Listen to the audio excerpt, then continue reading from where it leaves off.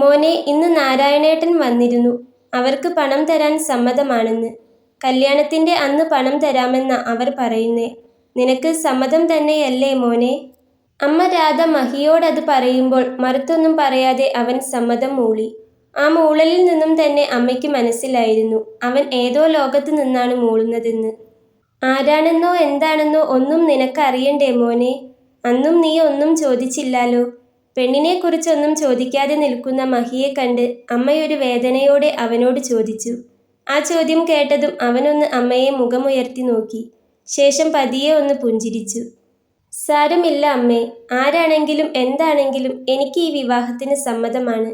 പറഞ്ഞ പൈസ അവർ തരുമെന്നുണ്ടെങ്കിൽ ആരെ വേണമെങ്കിലും ഞാൻ വിവാഹം ചെയ്യാം.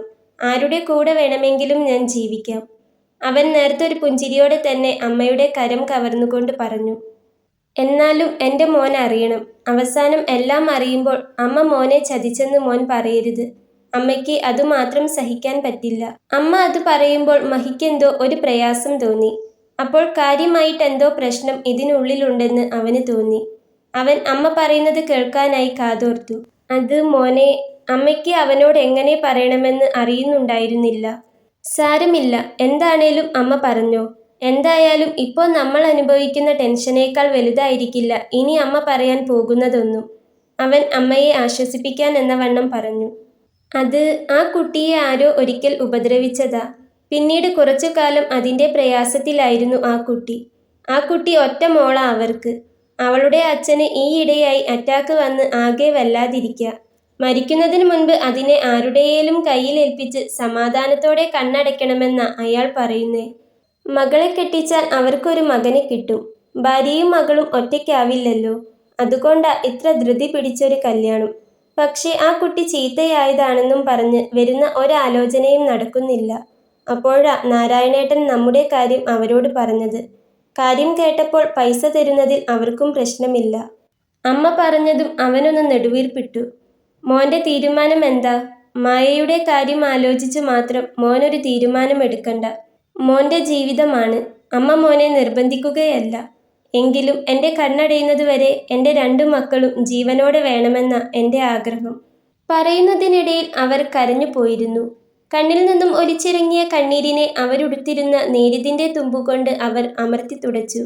അമ്മയുടെ കണ്ണീര് കണ്ടു നിൽക്കാൻ മാത്രമുള്ള ശക്തി മഹിക്കുണ്ടായിരുന്നില്ല. അവൻ അമ്മയുടെ കയ്യിൽ മുറുക്കി പിടിച്ചു. അമ്മ കരയണ്ട. ആ കുട്ടി അറിഞ്ഞുകൊണ്ടല്ലാലോ. ആരോ എന്തോ ചെയ്തതിന് ആ കുട്ടി എങ്ങനെ തെറ്റുകാരിയാവും? അതൊന്നും എനിക്ക് പ്രശ്നമല്ല. മാത്രമല്ല ഞാനിപ്പോൾ അതൊന്നുമല്ല ചിന്തിക്കുന്നത്. മായയുടെ ഓപ്പറേഷൻ നടക്കണം. പക്ഷേ ഇത്രയും ലക്ഷം രൂപ ഞാൻ എങ്ങനെ ഉണ്ടാക്കാനാണ്? അതുകൊണ്ട് എൻ്റെ ജീവിതം കൊടുത്തിട്ടായാലും എനിക്കെൻ്റെ അനിയത്തിയെ രക്ഷിക്കണം. രക്ഷിച്ചേ പറ്റൂ. അമ്മ നാരായണേട്ടനെ വിളിച്ച് എനിക്ക് സമ്മതമാണെന്ന് പറഞ്ഞോളൂ. മഹി ഒരു പുഞ്ചിരിയോടെ പറഞ്ഞുകൊണ്ട് അകത്തേക്ക് നടക്കുമ്പോൾ കണ്ടു അടുത്ത മുറിയുടെ വാതിൽക്കൽ നിന്നും 2 കണ്ണും നിറച്ച് തന്നെയും നോക്കി നിൽക്കുന്ന തൻ്റെ കുഞ്ഞു പെങ്ങളെ. അവളുടെ നിറഞ്ഞ കണ്ണുകൾ കണ്ടതും മഹിയുടെ നെഞ്ചൊന്ന് പിടഞ്ഞു. അവളെ നോക്കിയൊന്ന് പുഞ്ചിരിച്ചുകൊണ്ട് മുറിയിലേക്ക് പോകാനൊരുങ്ങിയതും പുറകിൽ നിന്നും മായയുടെ വിളി വന്നിരുന്നു. ഏട്ടാ. മായയുടെ വിളി കേട്ട് മഹി തിരിഞ്ഞു നോക്കി. എന്താ മായേ? മഹി ചോദിച്ചു. ഏട്ടാ, അത് അമ്മ പറയുന്നതൊന്നും ഏട്ടൻ കാര്യമാക്കണ്ട. എനിക്ക് വേണ്ടി ഏട്ടൻ ഇഷ്ടമില്ലാത്തൊരു വിവാഹമൊന്നും ചെയ്യണ്ട. അല്ലെങ്കിൽ തന്നെ എനിക്ക് വേണ്ടി ഒരുപാട് കഷ്ടപ്പെടുന്നുണ്ട് ഏട്ടൻ. ഇനി അതിൻ്റെ കൂടെ ഇഷ്ടമില്ലാത്ത ഒരു ജീവിതം കൂടി വേണ്ട. എനിക്കത് സഹിക്കില്ല.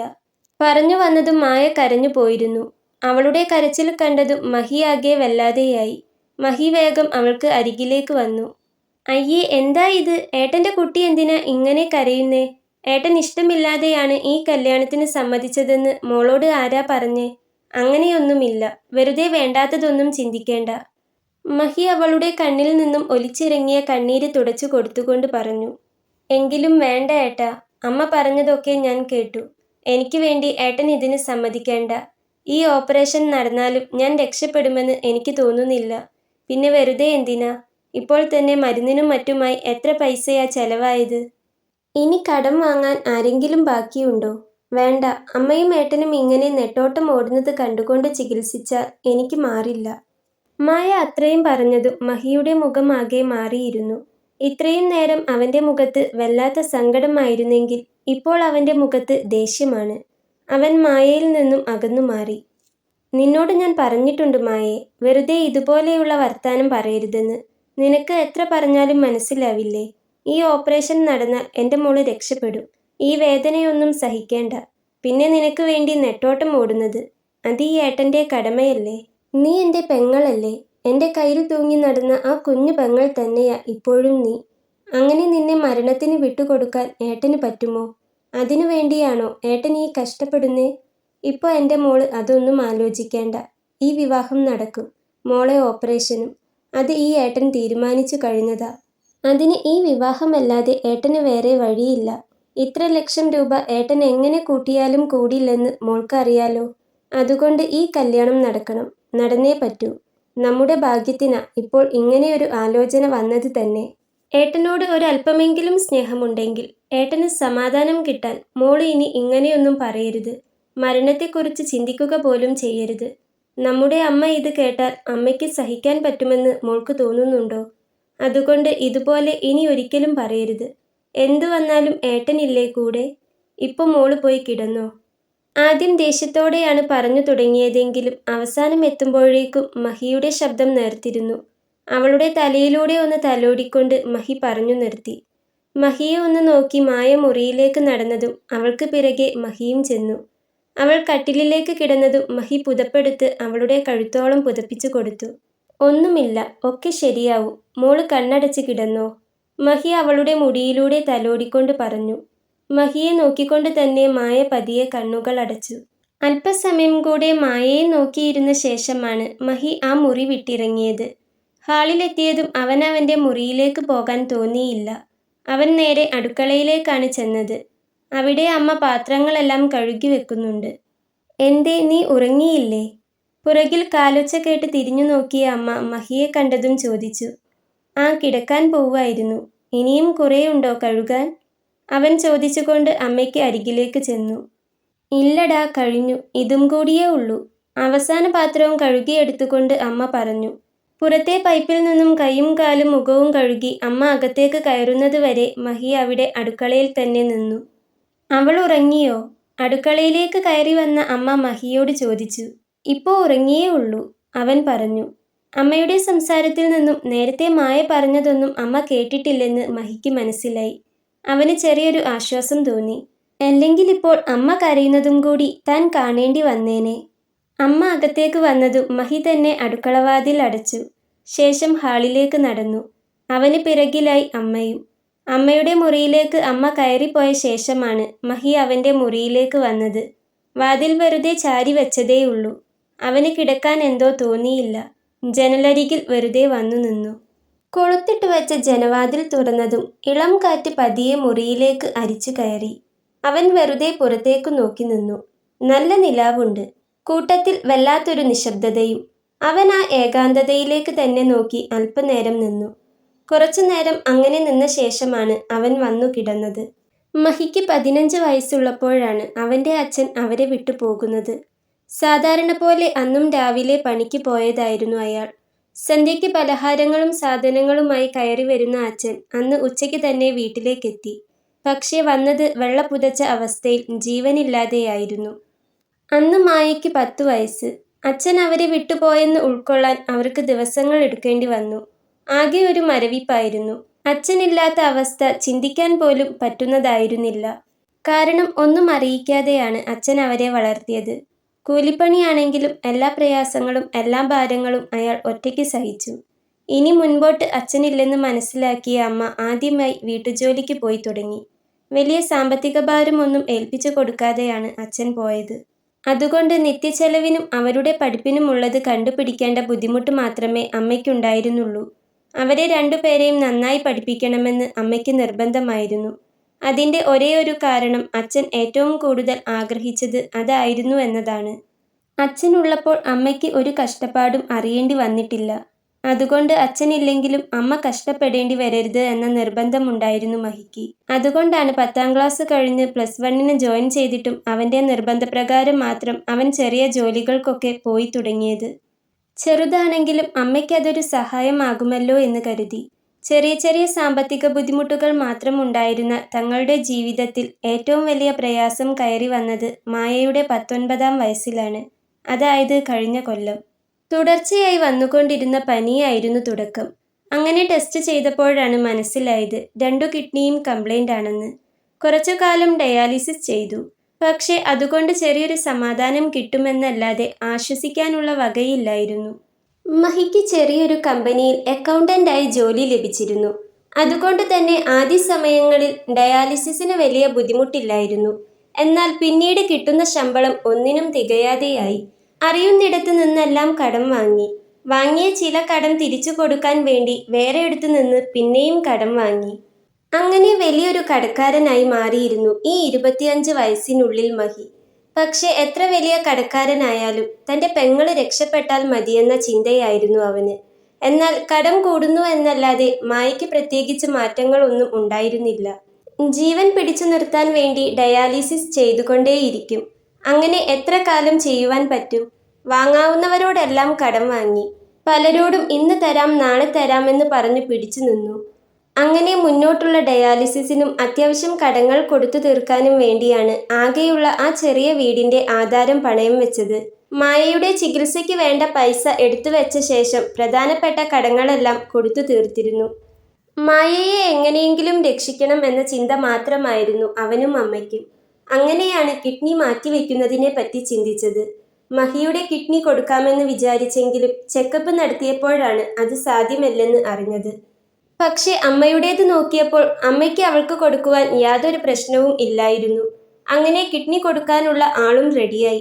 പക്ഷേ പിന്നീട് വേണ്ടത് അതിനുള്ള പണമായിരുന്നു. 2 പേർക്കും കൂടി ഏകദേശം 15 ലക്ഷം രൂപ വരുമെന്നാണ് ഡോക്ടേഴ്സ് പറഞ്ഞത്. ആകെയുള്ള വീട് പണയത്തിലും. എന്തു ചെയ്യും? ഒരു എത്തും പിടിയും കിട്ടാത്ത അവസ്ഥയിലായിരുന്നു അവർ. വീട് വിൽക്കാനാണെങ്കിൽ പണയത്തിലായതുകൊണ്ട് തന്നെ ആകെ അത്രയും തുക കിട്ടില്ല. വീട്ടിലാണെങ്കിൽ ഇനി ഒന്നും വിൽക്കാനില്ല. കടം ചോദിച്ചാലും എത്ര കണ്ട് ചോദിക്കും? കുറച്ചു ദിവസമായി ആകെ ഭ്രാന്തെടുത്ത് നടക്കുകയായിരുന്നു അവൻ. അച്ഛനുള്ളപ്പോൾ ഒരു ബുദ്ധിമുട്ടും അറിഞ്ഞിരുന്നില്ല. ഇപ്പോഴും അച്ഛൻ ഉണ്ടായിരുന്നെങ്കിൽ മഹിക്കൊരു താങ്ങാകുമായിരുന്നു. എന്നാൽ അച്ഛനില്ലാത്ത അവസ്ഥയിൽ അമ്മയ്ക്കും അവൾക്കും താങ്ങാകേണ്ടത് അവനാണ്. ഏട്ടൻ ജീവിച്ചിരുന്നിട്ടും അവൾക്കു വേണ്ടി ഒന്നും ചെയ്യാനാകുന്നില്ലല്ലോ എന്നോർത്ത് ഭ്രാന്തെടുത്തു. കയ്യിലാണെങ്കിൽ 5-ന്റെ പൈസയില്ല. വിൽക്കാൻ ഇനി ഒന്നുമില്ല. കടം ചോദിക്കാൻ ഇനി ആരുമില്ല. ദിവസം തോറും ക്ഷീണിച്ചു വരുന്ന അനിയത്തി.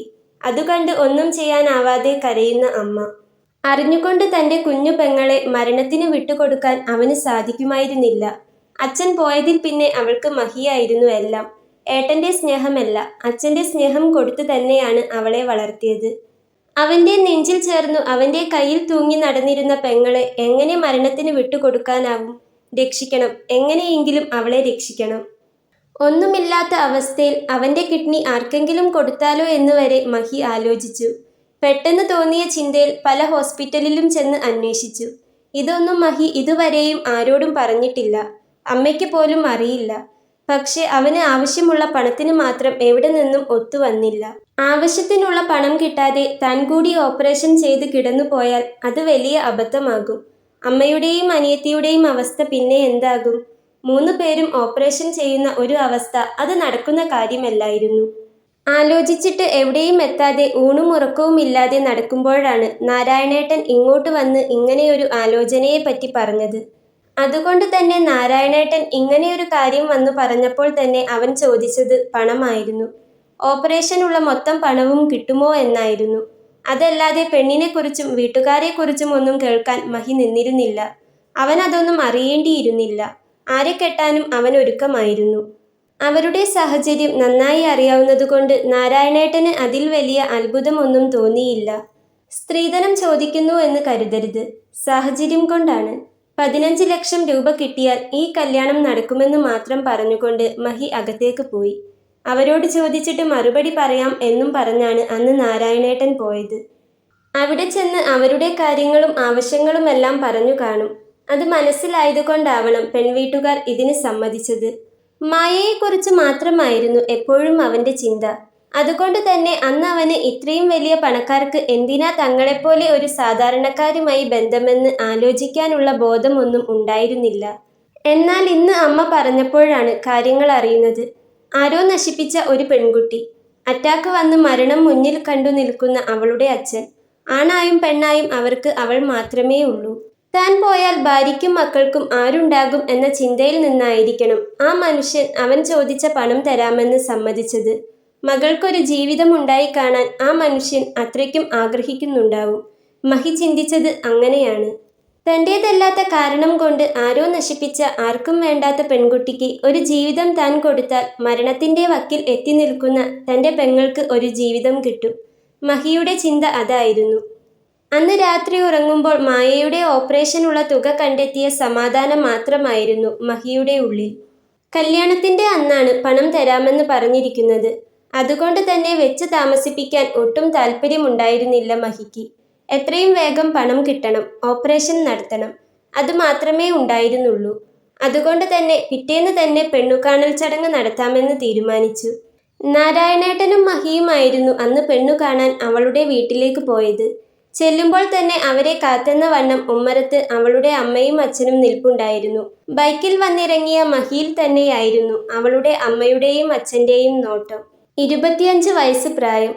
പക്ഷേ അവനെ കണ്ടാൽ അത്രയൊന്നും പറയില്ലായിരുന്നു. കൂട്ടത്തിൽ ഇപ്പോൾ കുറച്ചായി വല്ലാത്ത അലച്ചിലായിരുന്നതുകൊണ്ട് തന്നെ അവനെ ഒന്നുകൂടി ചെറുപ്പം തോന്നിച്ചിരുന്നു. വരൂ, അകത്തേക്ക് വരൂ, അവളുടെ അച്ഛൻ പുഞ്ചിരിച്ചുകൊണ്ട് തന്നെ പറഞ്ഞു. മഹി അയാളെ നോക്കി വെറുതെ ഒന്ന് പുഞ്ചിരിച്ചുകൊണ്ട് ഉമ്മറത്തേക്ക് കയറി. അപ്പോഴേക്കും അവളുടെ അമ്മ അവനെ നോക്കി ഒന്ന് ചിരിച്ച ശേഷം അകത്തേക്ക് നടന്നിരുന്നു. നീ ഇതെന്താ മോളെ ഇങ്ങനെ നിൽക്കുന്നേ? അവർ വന്നു. അടുക്കളവാതിൽക്കൽ പുറത്തേക്ക് നോക്കി നിൽക്കുന്ന പ്രിയയെ കണ്ട് അമ്മ അവൾക്ക് അരികിലേക്ക് വന്നുകൊണ്ട് ചോദിച്ചു. അതുകേട്ട് അവളൊന്ന് തിരിഞ്ഞ് അമ്മയെ നോക്കി. ഏറെ ദയനീയമായിരുന്നു അവളുടെ ആ നോട്ടം. എന്താ മോളെ ഇത്? ഏതോ ഒരുത്തൻ എന്തോ ചെയ്തെന്ന് വെച്ച്? അത് മോളെ തെറ്റല്ലല്ലോ. എൻ്റെ കുട്ടി അറിഞ്ഞുകൊണ്ട് ചെയ്തതല്ലാലോ. എൻ്റെ മോളെ മനസ്സ് ശുദ്ധമല്ലേ? അതുപോരെ? അമ്മ അവളുടെ മുടിയൊന്ന് ഒതുക്കി വെച്ചുകൊണ്ട് പറഞ്ഞു. അതുകേട്ട് അവൾ വെറുതെ ഒന്ന് ചിരിച്ചെന്ന് വരുത്തി. ഈ കല്യാണം നടക്കും മോളെ. നമ്മളൊന്നും മറച്ചു വെക്കുന്നില്ലല്ലോ. എല്ലാം പറഞ്ഞിട്ടും അവർക്ക് സമ്മതമാണെന്ന് പറഞ്ഞിട്ടുണ്ട്. അമ്മ വീണ്ടും അവളുടെ കയ്യിൽ പിടിച്ചുകൊണ്ട് പറഞ്ഞു. അതു കേട്ടതും അവൾക്ക് വീണ്ടും സംശയമായി. ഇന്നലെ മുതൽ താൻ ഇത് തന്നെയാണ് ആലോചിച്ചു കൊണ്ടിരിക്കുന്നത്. എന്തിനാവും എല്ലാം അറിഞ്ഞിട്ടും അയാൾ ഈ കല്യാണത്തിന് സമ്മതിച്ചത്?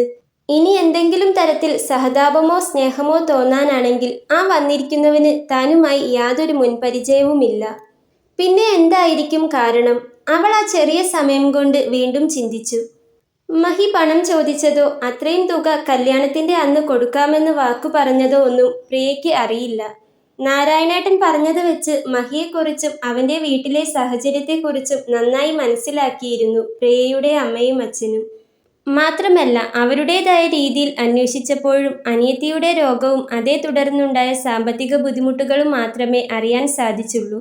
അത് ആദ്യമേ അവരോട് പറഞ്ഞതുമാണല്ലോ.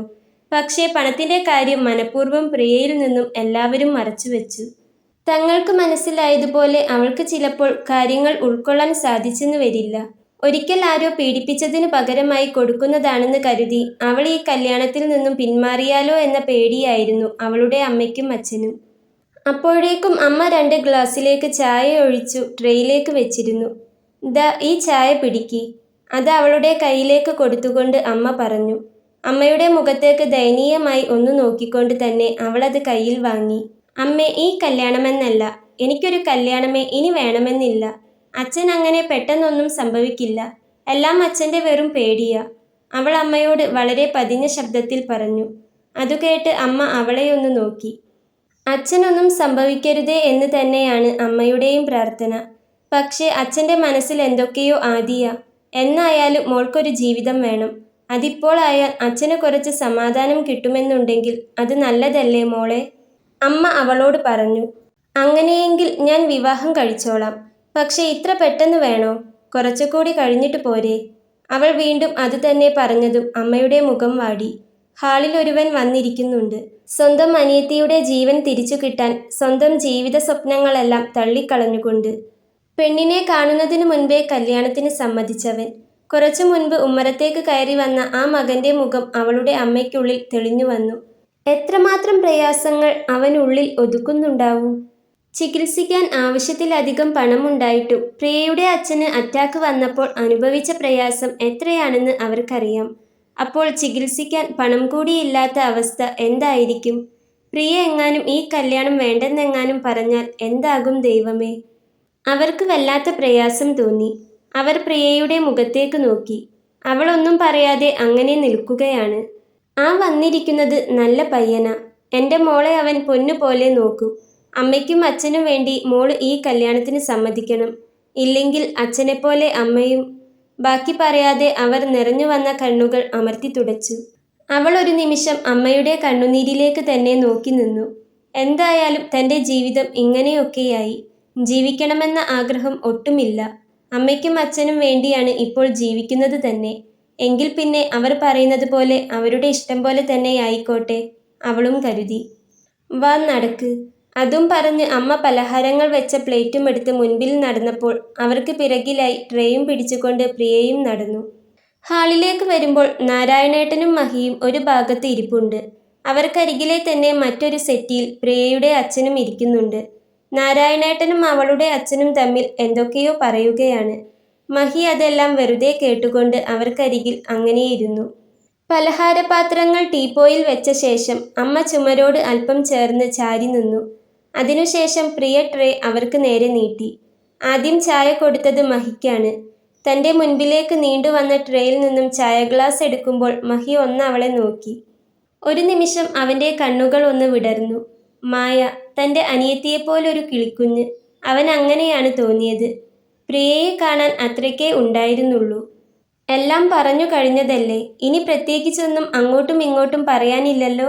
എന്നാൽ ഇനി പിള്ളേർക്ക് എന്തെങ്കിലും സംസാരിക്കാനുണ്ടെങ്കിൽ ആയിക്കോട്ടെ അല്ലേ? എല്ലാ പെണ്ണുകാണലിലും പറയുന്ന ആ ഒരു താളത്തിൽ നാരായണേട്ടൻ പറഞ്ഞതും ഞെട്ടിയത് പ്രിയയുടെ അമ്മയും അച്ഛനുമാണ്. അവരുടെ മുഖത്തു നിന്നും അങ്ങനെ ചോദിക്കേണ്ടിയിരുന്നില്ലെന്ന് മനസ്സിലായപ്പോൾ നാരായണേട്ടൻ ആകെ വല്ലാതെയായി. എങ്കിലും ചോദിച്ചു പോയ സ്ഥിതിക്ക് അവളുടെ അച്ഛൻ സമ്മതം പറഞ്ഞു. അതു കേട്ട് നാരായണേട്ടനെയും അവളുടെ അച്ഛനെയും ഒന്ന് നോക്കിക്കൊണ്ട് മഹി പുറത്തേക്ക് നടന്നു. മഹിക്ക് പിന്നാലെ നടക്കുന്നതിന് മുൻപ് പ്രിയയൊന്ന് അവളുടെ അമ്മയെ നോക്കി. അമ്മയുടെ മുഖത്ത് വല്ലാത്തൊരു വെപ്രാളമുണ്ടെന്ന് പ്രിയയ്ക്ക് തോന്നി. ആ കണ്ണുകൾ തന്നോടെന്തോ യാചിക്കുന്നത് പോലെ. അച്ഛനെ നോക്കുമ്പോൾ ആ കണ്ണുകളും തന്നിൽ തന്നെയാണ്. അവരെ നോക്കി ഒന്ന് ചിരിച്ചെന്ന് വരുത്തി അവൾ പുറത്തേക്ക് നടന്നു. മഹി നേരെ ചെന്നത് വടക്കേമുറ്റത്തെ വലിയ മാവിൻ ചുവട്ടിലേക്കാണ്. അവന് പിറകെ ചെന്ന അവൾ അവനിൽ നിന്നും കുറച്ചകലം വിട്ടുകൊണ്ട് നിന്നു. പേരെന്തായിരുന്നു? 2 നിമിഷത്തിന് ശേഷം മഹി ചോദിച്ചു. അപ്പോഴാണ് പ്രിയ മഹിയുടെ മുഖത്തേക്ക് നോക്കിയത്. ഇരുനിറമാണ്. കാണാൻ ഏകദേശം ഒരു 23 വയസ്സൊക്കെയേ പറയൂ. ശരിക്കും എത്ര വയസ്സുണ്ടാകും? അധികം തടിയില്ലാതെ അത്യാവശ്യം ഉയരമൊക്കെയായി ചെറിയൊരു യുവാവ്. ആ മുഖത്തേക്ക് നോക്കുമ്പോൾ തന്നെ വല്ലാത്തൊരു ഓമനത്വം തോന്നും. ഇത്രയും ചെറിയൊരു യുവാവ് എന്തിനായിരിക്കും തന്നെ വിവാഹം ചെയ്യാൻ സമ്മതിച്ചത്? ഇനിയൊരു പക്ഷേ അമ്മയും അച്ഛനും തന്നോട് കള്ളം പറഞ്ഞതായിരിക്കുമോ? അവർ കാര്യങ്ങളൊന്നും ഇയാളോട് പറഞ്ഞിട്ടുണ്ടാകില്ലേ? എല്ലാം മറച്ചു വെച്ചുകൊണ്ട് ഇയാളെ ചതിക്കുകയായിരിക്കുമോ? അങ്ങനെ ഒരുപാട് ചിന്തകൾ അവൾക്കുള്ളിലൂടെ കടന്നു പോയിക്കൊണ്ടിരിക്കുമ്പോൾ തന്നെ അവൾ അവന് മറുപടി കൊടുത്തു. പ്രിയ. അവൾ പറഞ്ഞതും മഹിയൊന്ന് പുഞ്ചിരിച്ചു. അവളോട് എന്തൊക്കെയോ ചോദിക്കണമെന്നും പറയണമെന്നും ഒക്കെയുണ്ട്. പക്ഷെ എങ്ങനെ ചോദിക്കും, എവിടെ നിന്ന് തുടങ്ങും എന്നൊക്കെയുള്ളൊരു പ്രയാസം അവൻ്റെ ഉള്ളിലുണ്ടായിരുന്നു. അവൻ അല്പസമയം പിന്നീടൊന്നും ചോദിക്കാതെ അങ്ങനെ നിന്നു. അവളും കുറച്ചു നേരത്തേക്ക് ഒന്നും ചോദിച്ചില്ല. അത് എനിക്കൊരു കാര്യം പറയാനുണ്ടായിരുന്നു. അല്പസമയത്തിന് ശേഷം അവിടം തങ്ങി നിന്നിരുന്ന നിശബ്ദതയെ മുറിച്ചു മാറ്റിക്കൊണ്ട് പ്രിയ പതിയെ പറഞ്ഞു. അതു കേട്ട് മഹി അവളെ ഒന്ന് നോക്കി. അവളുടെ മുഖത്ത് എങ്ങനെ പറഞ്ഞു തുടങ്ങുമെന്നൊരു ആശങ്ക നിറഞ്ഞു നിൽക്കുന്നത് പോലെ മഹിക്ക് തോന്നി. എന്താണെങ്കിലും പറഞ്ഞോളൂ. മഹി ആ ആശങ്ക മനസ്സിലായതുകൊണ്ട് തന്നെ നേർത്തൊരു പുഞ്ചിരിയോടെ പറഞ്ഞു. അത് എൻ്റെ കാര്യങ്ങളെല്ലാം നിങ്ങളോട് പറഞ്ഞിരുന്നില്ലേ? എല്ലാം അറിഞ്ഞിട്ടു തന്നെയാണോ നിങ്ങൾ ഈ കല്യാണത്തിന് സമ്മതിച്ചേ? ചോദിക്കുമ്പോൾ എവിടെ നിന്നോ അവൾക്കുള്ളിലൊരു ധൈര്യം വന്നിരുന്നു. മഹി അവളെ തന്നെ ഒന്ന് നോക്കി. നിങ്ങളോട് പറഞ്ഞിട്ടുണ്ടെന്നാണ് എന്നോട് പറഞ്ഞത്. ഇനി അത് പറയാതെയാണ് നിങ്ങൾ ഈ കല്യാണത്തിന് സമ്മതിച്ചതെങ്കിൽ അത് നിങ്ങളെ ചതിക്കുന്നത് പോലെയായിരിക്കും. അറിഞ്ഞുകൊണ്ട് ഒരാളെയും ചതിക്കാൻ എനിക്ക് വയ്യ. അതുകൊണ്ടാണ് എനിക്ക് എങ്ങനെ പറയണമെന്നറിയില്ല. ഞാനിത് പറയുമ്പോൾ നിങ്ങൾ എങ്ങനെ എടുക്കുമെന്നും എനിക്കറിയില്ല. എങ്കിലും പറയണം. പറയാതിരിക്കാൻ എനിക്ക് പറ്റില്ല. എനിക്കറിയാം. അവൾ പറഞ്ഞു വന്നതും മഹി ഇടയ്ക്ക് കയറിക്കൊണ്ട് പറഞ്ഞു. അവൾ അവനെ മുഖമുയർത്തി നോക്കി. എനിക്കറിയാം, എല്ലാം എന്നോട് പറഞ്ഞിട്ടുണ്ട്. ആരോ ഒരാൾ തൻ്റെ അനുവാദമില്ലാതെ ബലമായി തന്നെ എന്തോ ചെയ്തതിന് താൻ എങ്ങനെ തെറ്റുകാരിയാവും? ഒന്നുമില്ലെങ്കിലും തൻ്റെ വീട്ടുകാർ എന്നോടെല്ലാം തുറന്നു പറഞ്ഞെന്ന് പറഞ്ഞിട്ടും ഇതെന്നോട് പറയാനുള്ള മനസ്സ് തനിക്കുണ്ടായല്ലോ. അറിഞ്ഞുകൊണ്ട് എന്നെ ചതിക്കാൻ തനിക്ക് തോന്നിയില്ലല്ലോ. അതുതന്നെ വലിയ കാര്യം. പിന്നെ ഇന്നത്തെ കാലത്ത് ചിരിച്ചുകൊണ്ട് കഴുത്തറുക്കുന്നവരാണ് അധികവും. എന്നുവെച്ചാൽ വിവാഹം കഴിഞ്ഞ് ഭാര്യാഭർത്തൃ ബന്ധത്തിലിരിക്കെ തന്നെ മറ്റൊരാളുമായി അവിഹിതത്തിലേർപ്പെടുന്ന എത്രയോ പേരുണ്ട്. അതുകൊണ്ട് മനസ്സ് ശുദ്ധമായാൽ മതി. മറ്റുള്ളതിനെ പറ്റിയൊന്നും ഇനി വെറുതെ ചിന്തിക്കേണ്ട. മഹി പറഞ്ഞു നിർത്തുമ്പോൾ പ്രിയയുടെ കണ്ണുകൾ വിടർന്നിരുന്നു. അവൾ അവനെ അത്ഭുതത്തോടെ നോക്കി. കണ്ടാൽ ആൾ ഇത്തിരിയേ ഉള്ളൂ. പക്ഷെ പറയുന്നത് മുതിർന്ന പലർക്കും ചിന്തിക്കാനും അംഗീകരിക്കാനും പറ്റാത്ത കാര്യങ്ങളാണ്. എന്തേ ഇങ്ങനെ നോക്കുന്നത്? കണ്ണെടുക്കാതെയുള്ള അവളുടെ നോട്ടം കണ്ട് മഹി ചോദിച്ചു. ഏയ് ഒന്നുമില്ല, ഞാൻ വേറെ എന്തോ ആലോചിച്ച്. അവൾ പറഞ്ഞതും മഹിയൊന്നു മൂളി. ശരിക്കും വയസ്സ് എത്രയായി എന്നവൾ ചോദിച്ചപ്പോൾ തന്നെയാണ് എനിക്കും ഒരു കാര്യം പറയാനുണ്ടെന്ന് മഹിയും പറഞ്ഞത്. എന്താണെങ്കിലും പറഞ്ഞോളൂ, പ്രിയ സൗമ്യതയോടെ തന്നെ പറഞ്ഞു. വയസ്സ് 25. എന്തേ പെട്ടെന്ന് വയസ്സ് ചോദിച്ചത്? ഇയാളോട് എൻ്റെ വയസ്സ് പറഞ്ഞു തന്നിരുന്നില്ലേ? മഹി അവളോട് തിരിച്ചു ചോദിച്ചു. അല്ല, അങ്ങനെയല്ല. നിങ്ങളുടെ സംസാരം കേട്ടപ്പോൾ ചോദിച്ചു പോയതാ. എൻ്റെ കുടുംബത്തിലുള്ള മുതിർന്ന പലർക്കും ഇതുവരെ ഇങ്ങനെ ചിന്തിക്കാനോ സംസാരിക്കാനോ സാധിച്ചിട്ടില്ല. അവരെന്നെ കുറ്റപ്പെടുത്തിയിട്ടേ ഉള്ളൂ. ഞാനൊരു മോശക്കാരിയാണെന്ന തരത്തിൽ കണ്ടവരും സംസാരിച്ചവരും പോലുമുണ്ട്. അന്ന് മഴയുള്ളൊരു ദിവസമായിരുന്നു. ക്ലാസ് കഴിഞ്ഞു വരുന്ന എന്നെ ആരുമില്ലാത്ത സമയം ആളൊഴിഞ്ഞ ആ പറമ്പിലേക്ക് പിടിച്ചു കയറ്റിയത് പെട്ടെന്നാണ്. തടയാൻ എന്നെക്കൊണ്ട് ആവുന്നതുപോലെ ഒരുപാട് ശ്രമിച്ചു. ആർത്തു കരഞ്ഞു. പക്ഷേ കുത്തിയൊലിച്ചു പെയ്യുന്ന മഴയിൽ ആരു കേൾക്കാൻ? മുഖം മറച്ചതുകൊണ്ട് ആ ദുഷ്ടൻ ആരായിരുന്നെന്ന് പോലും എനിക്കറിയില്ല. അയാളുടെ ക്രൂരതയ്ക്കിടയിൽ എപ്പോഴോ ബോധം നഷ്ടപ്പെട്ടു പോയ എന്നെ ആരൊക്കെയോ ചേർന്ന് ആശുപത്രിയിലാക്കി. ബോധം വരുമ്പോൾ ഞാൻ അവിടെയാണ്. അപ്പോഴേക്കും കാര്യങ്ങൾ നാട്ടിലെല്ലാം പാട്ടായിരുന്നു. എല്ലാവരുടെയും കുറ്റപ്പെടുത്തലുകളും നോട്ടങ്ങളും എന്നെ കൂടുതൽ തളർത്തി. ജീവിക്കാൻ ഒട്ടും ആഗ്രഹം തോന്നിയില്ല. മരിക്കാൻ അതിലേറെ ആഗ്രഹവും. അങ്ങനെ ഒരു സാരിത്തുമ്പിൽ ഞാൻ എൻ്റെ ജീവിതം അവസാനിപ്പിക്കാൻ നോക്കി. പക്ഷേ അവിടെയും ഞാൻ പരാജയപ്പെട്ടു. ജീവൻ തിരിച്ചു കിട്ടിയപ്പോൾ ഞാൻ കേൾക്കുന്നത് അച്ഛന് അറ്റാക്ക് വന്നെന്നാണ്. ഞാൻ കാരണം ഒരു പ്രാവശ്യം അച്ഛൻ തളർന്നു പോയതാണ്. പക്ഷേ അന്ന് ഞാനൊന്നും അറിഞ്ഞുകൊണ്ടായിരുന്നില്ല. എന്നാൽ ഇപ്പോൾ ഞാൻ അറിഞ്ഞുകൊണ്ട് തന്നെ എൻ്റെ അച്ഛനെ വീണ്ടും തളർത്തി. അതിൽ പിന്നെ മരിക്കാൻ തോന്നിയിട്ടില്ല. ജീവിക്കാൻ ആഗ്രഹമുണ്ടായിട്ടല്ല, അമ്മയ്ക്കും അച്ഛനും വേണ്ടി മാത്രം. പക്ഷേ ഇപ്പോൾ കുറച്ചായി അച്ഛന് ഒരേ ഒരു നിർബന്ധം, എൻ്റെ കല്യാണം നടന്നു കാണണമെന്ന്. അത് വേറൊന്നും കൊണ്ടല്ല, അച്ഛന് പേടിയാണ്. പെട്ടെന്ന് അച്ഛന് എന്തെങ്കിലും സംഭവിച്ചാൽ ഞാനും അമ്മയും ഒറ്റയ്ക്കായി പോകുമെന്ന്. ഒരുപാട് പണമുണ്ടെങ്കിലും എല്ലാവരുടെയും യഥാർത്ഥ സ്വഭാവം അന്ന് ആ സംഭവത്തിന് ശേഷം കൊണ്ട് തന്നെ മനസ്സിലായതാണ്. അതുകൊണ്ടാണ് അച്ഛന് ഇത്രയും നിർബന്ധം. ആഗ്രഹമില്ലാഞ്ഞിട്ടും ഞാനും ഇതിനെല്ലാം നിന്നു കൊടുക്കുന്നത് അമ്മയ്ക്കും അച്ഛനും സമാധാനം കിട്ടുമെങ്കിൽ കിട്ടിക്കോട്ടെ എന്ന് വെച്ചാണ്. പക്ഷേ വരുന്നവരെല്ലാം കാര്യം അറിയുമ്പോൾ ഒഴിഞ്ഞു മാറും. നാട്ടുകാർ വേറെയും എന്തൊക്കെയോ പറഞ്ഞു കൊടുക്കുന്നുണ്ടെന്ന് കൂടി ഇപ്പോൾ ഈ അടുത്താണ് അറിയുന്നത്. അവരെയും കുറ്റം പറഞ്ഞിട്ട് കാര്യമില്ല. ജീവിതം ഒന്നല്ലേയുള്ളൂ. അതെന്നെപ്പോലെയുള്ള കുട്ടിയാവുമ്പോൾ ആരും ഒന്ന് മടിക്കും. പിന്നെ വേറെ 2-3 പേര് സമ്മതമാണെന്ന് പറഞ്ഞിരുന്നു. പക്ഷേ അവർക്ക് ലക്ഷങ്ങൾ വേണം. അച്ഛനും അമ്മയ്ക്കും അതൊട്ടും ഇഷ്ടമായില്ല. എനിക്കും. അത്ര നേരം അവൾ പറയുന്നത് ശ്രദ്ധയോടെ കേട്ടിരിക്കുകയായിരുന്ന മഹി പെട്ടെന്ന് അവൾ അത് പറഞ്ഞതും ഒന്ന് ഞെട്ടി. ദൈവമേ, ഇവൾ എന്താ ഈ പറഞ്ഞു വരുന്നത്? ഇനി ഇവൾക്ക് ഈ കല്യാണത്തിനെങ്ങാനും സമ്മതമല്ലെന്നോ മറ്റോ പറയാനാവുമോ? അവൻ്റെ ഉള്ളമൊന്ന് കിടുങ്ങി. ഡയാലിസിസ് ചെയ്ത് കണ്ണടച്ച് തളർന്നു കിടക്കുന്ന മായയുടെ മുഖം അവൻ്റെ ഉള്ളിലേക്ക് കടന്നു വന്നു.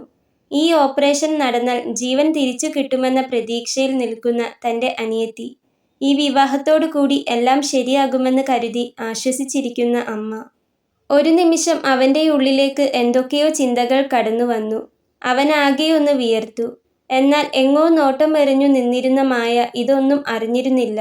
അവൾ വീണ്ടും പറഞ്ഞു തുടങ്ങി. ഇന്ന് പൈസ കിട്ടുമ്പോൾ അവർക്ക് ഞാനൊരു ബുദ്ധിമുട്ടായിരിക്കില്ല. പക്ഷേ ആ പണം എന്നെങ്കിലും ഒരിക്കൽ തീരും. അന്ന് തീർച്ചയായും അവർക്ക് ഞാനൊരു ബുദ്ധിമുട്ടാവും. അതുകൊണ്ട് തന്നെയാവണം അച്ഛൻ ആ ആലോചനയെല്ലാം തള്ളിക്കളഞ്ഞത്. പണം കൊണ്ട് തനിക്ക് വിലയിട്ടവരുടെ കൂടെ ജീവിക്കാൻ എനിക്കും ആവുമായിരുന്നില്ല. അവൾ വീണ്ടും പറഞ്ഞു നിർത്തി. ശേഷം മഹിയെ ഒന്ന് നോക്കി. അവൻ ഏതോ ലോകത്തെന്ന പോലെ വിളറി വെളുത്തങ്ങനെ നിൽക്കുകയാണ്. പ്രിയ അവനെ തന്നെ ഒന്ന് നോക്കി. ഹലോ, ഞാൻ പറയുന്നത് കേൾക്കുന്നില്ലേ? അവൾ അത് ചോദിച്ചപ്പോൾ മഹി അവളെ ഒന്ന് തിരിഞ്ഞു നോക്കി. കേൾക്കുന്നുണ്ട്, ഞാൻ താൻ പറയുന്നത് കേൾക്കുകയായിരുന്നു, മഹി പറഞ്ഞു. അതു കേട്ട് അവളൊന്ന് ചിരിച്ചു. ഞാൻ ഇത്രയൊന്നും സംസാരിക്കാറില്ല. ഇത്രയെന്നല്ല, പെണ്ണു കാണാൻ വരുന്നവരോടൊന്നും സംസാരിക്കാറില്ല. അവരോട് പറയേണ്ടതെല്ലാം മുൻപേ തന്നെ പറഞ്ഞിട്ടുണ്ടാകുമല്ലോ. അതുകൊണ്ട് ചോദിക്കുന്നതിന് മാത്രം ഉത്തരം പറയും. അതുതന്നെ ധാരാളമാണെന്നാണ് എൻ്റെ വിശ്വാസം. ഇതിപ്പോൾ ഇത്രയും പറയാൻ കാരണം ഈ വിവാഹം ഏകദേശം ഉറച്ചതുകൊണ്ടാണ്. ആദ്യമായിട്ടാണ് ചെക്കൻ സമ്മതമാണെന്ന് പറഞ്ഞ ശേഷം ഒരു പെണ്ണുകാണൽ. അതുകൊണ്ട് ഞാൻ തന്നെ ഇതെല്ലാം പറയണമെന്ന് എനിക്ക് തോന്നി. ഇതാവുമ്പോൾ എനിക്കൊരു ധൈര്യവും സമാധാനവുമാണ്. ഞാൻ തന്നെ എല്ലാം പറയുമ്പോൾ പിന്നീടൊരു കാലത്ത് ഒന്നും പറഞ്ഞില്ല, അറിയിച്ചില്ലെന്ന് നിങ്ങൾക്കും പറയാൻ പറ്റില്ലല്ലോ. പ്രിയ അത്രയും പറഞ്ഞപ്പോഴാണ് മഹിക്ക് സമാധാനമായത്. ശ്വാസം നേരെ വീണത്. അവന് വല്ലാത്ത ആശ്വാസം തോന്നി. എനിക്ക് ഒരു കാര്യം കൂടി അറിയാനുണ്ട്. എന്തിനാണ് നിങ്ങൾ ഈ കല്യാണത്തിന് സമ്മതിച്ചത്? കാണാൻ ചെറുപ്പമാണ്, 25 വയസ്സ്. അതൊരു പ്രായമേ അല്ല. നിങ്ങൾക്കാണെങ്കിൽ എന്നെയോ ഞങ്ങളെയോ യാതൊരു പരിചയവുമില്ല. പിന്നെന്തിനാണ് എല്ലാവരും സമ്മതം പറയാൻ മടിക്കുന്ന ഈ കല്യാണത്തിന് നിങ്ങൾ സമ്മതം പറഞ്ഞത്? അതെനിക്ക് അറിയണം, അറിഞ്ഞേ പറ്റൂ. പ്രിയ പറഞ്ഞതും മഹി വീണ്ടും ഒന്ന് ഞെട്ടി. എന്തു പറയും താൻ? താനും പൈസയ്ക്ക് വേണ്ടിയാണ് ഈ കല്യാണത്തിന് സമ്മതിച്ചതെന്ന് പറഞ്ഞാൽ തീർച്ചയായും അവൾ ഇതിൽ നിന്നും പിന്മാറും. ഇതല്ലാതെ മറ്റൊരു കള്ളം പറയാനും തോന്നുന്നില്ല. ഇതെന്തൊരു കഷ്ടമാണ് ദൈവമേ. പണമില്ലാത്തൊരു അവസ്ഥയുടെ കൂടെ രോഗങ്ങൾ കൂടി വന്നാൽ പിന്നെ പറയേണ്ടതില്ല. അത് വല്ലാത്തൊരു അവസ്ഥയാണ്. അനുഭവിച്ചവർക്ക് മാത്രം അറിയുന്ന അവസ്ഥ. മഹി അവളുടെ മുഖത്തേക്കൊന്ന് നോക്കി. തൻ്റെ മായയെപ്പോലൊരുവൾ. അത്ര വലിപ്പമേ ഉള്ളൂ. പ്രായവും ഏകദേശം അത്ര തന്നെ. തൻ്റെ പെങ്ങൾ രോഗം കൊണ്ട് കഷ്ടപ്പെടുമ്പോൾ ഇവിടെ എല്ലാ സുഖസൗകര്യങ്ങൾക്കിടയിലും ഏതോ ഒരുത്തനാൽ ജീവിതം തകർന്നവൾ. ഇവളും എന്തുമാത്രം വേദന സഹിച്ചു കാണും. അതാണൊരു നിമിഷം അവൻ്റെ മനസ്സിലേക്ക് ഓടി വന്നത്. അവൻ അവളോട് വല്ലാത്ത വാത്സല്യം തോന്നി. അവൻ എന്താണ് പറയാൻ പോകുന്നതെന്ന് കാതോർത്തു നിൽക്കുകയായിരുന്നു അവൾ. അവളുടെ മുഖത്തേക്ക് നോക്കുമ്പോൾ കള്ളം പറയാൻ തോന്നുന്നില്ല. ഇത്ര നേരത്തെ സംസാരത്തിൽ നിന്നും ആളൊരു പാവമാണെന്നാണ് തോന്നുന്നത്. അതുകൊണ്ട് സത്യം തുറന്നു പറയാം. എല്ലാം കേൾക്കുമ്പോൾ, തൻ്റെ അവസ്ഥയറിയുമ്പോൾ ഇവൾക്ക് തന്നെ മനസ്സിലാക്കാൻ സാധിക്കുമായിരിക്കും. തന്നെ സഹായിക്കുമായിരിക്കും. ഒരു നിമിഷം അവൻ കണ്ണൊന്നടച്ച് ശ്വാസം വലിച്ചെടുത്തു. അത് ഞാനും ഈ കല്യാണത്തിന് സമ്മതിച്ചത് പണത്തിനു വേണ്ടിയാണ്. ഒന്നും രണ്ടുമല്ല, 15 ലക്ഷത്തിന്. മഹി പറഞ്ഞു തുടങ്ങിയപ്പോൾ പ്രിയയൊന്ന് ഞെട്ടി. അവളുടെ കണ്ണുകൾ ചുരുങ്ങി. നെറ്റിയിൽ ചുളിവുകൾ വീണു. ഇങ്ങനെയൊന്നായിരുന്നില്ല താൻ പ്രതീക്ഷിച്ചത്. നേരത്തെ പറഞ്ഞതുപോലെ മനസ്സ് നന്നായാൽ മതി. താൻ അറിഞ്ഞുകൊണ്ടൊരു തെറ്റും ചെയ്തിട്ടില്ലല്ലോ. ആരോ എന്തോ ചെയ്തതിന് താൻ എങ്ങനെ തെറ്റുകാരിയാവും? ഞാനിതൊന്നും കാര്യമാക്കുന്നില്ല എന്നെല്ലാം ആയിരുന്നു. എന്നാൽ ഇത് താൻ ഒട്ടും പ്രതീക്ഷിച്ചതല്ല. എല്ലാം അറിഞ്ഞുകൊണ്ട് അമ്മയും അച്ഛനും ഇതിന് സമ്മതിച്ചോ എന്നെല്ലാം ആയിരുന്നു അവളുടെ ചിന്ത. ഒരു നിമിഷം അവളുടെ നെഞ്ചൊന്ന് പിടഞ്ഞു. അവളുടെ കണ്ണുകൾ നിറഞ്ഞു വന്നു. ആ നിറഞ്ഞ കണ്ണുകൾ കണ്ടതും മഹി ആകെ വല്ലാതെയായി. ഞാൻ പറയുന്നത് താൻ മുഴുവൻ കേൾക്കണം. പണം ചോദിച്ചു എന്നുള്ളത് നേരാ. പക്ഷേ അതൊരിക്കലും എല്ലാവരും ചോദിക്കുന്നത് പോലെ സ്ത്രീധനമായിട്ടല്ല. എൻ്റെ സാഹചര്യം അതായതുകൊണ്ടാണ്. ഈ കല്യാണം പോലും മുങ്ങിത്താഴാൻ പോകുന്ന എൻ്റെ മുൻപിലേക്ക് ദൈവം ഇട്ടു തന്നൊരു കച്ചിത്തുരുമ്പായിട്ടാ ഞാൻ കാണുന്നേ. ശരിക്കും ഈ കല്യാണം നടക്കാൻ വേണ്ടി ഞാനാണ് നിങ്ങളുടെ മുൻപിൽ യാചിക്കുന്നത് പോലും. അവൻ പറയുന്നത് കേൾക്കുമ്പോൾ അവൾക്ക് ഞെട്ടലായിരുന്നു. എന്തൊക്കെയാണ് ഇവിടെ നടക്കുന്നതെന്നറിയാതെ അവൾ ഒരു നിമിഷം തറഞ്ഞു നിന്നുപോയി. അവൻ എല്ലാം പറഞ്ഞു കഴിയുമ്പോൾ അവൾക്ക് എന്ത് പറയണമെന്ന് അറിയുന്നുണ്ടായിരുന്നില്ല. അവൾ അവൻ്റെ മുഖത്തേക്ക് തന്നെ ഒന്നുകൂടി നോക്കി. ആ കണ്ണുകൾ കലങ്ങിയിരിക്കുന്നു. അതെ, അവൻ കരഞ്ഞതാണ്.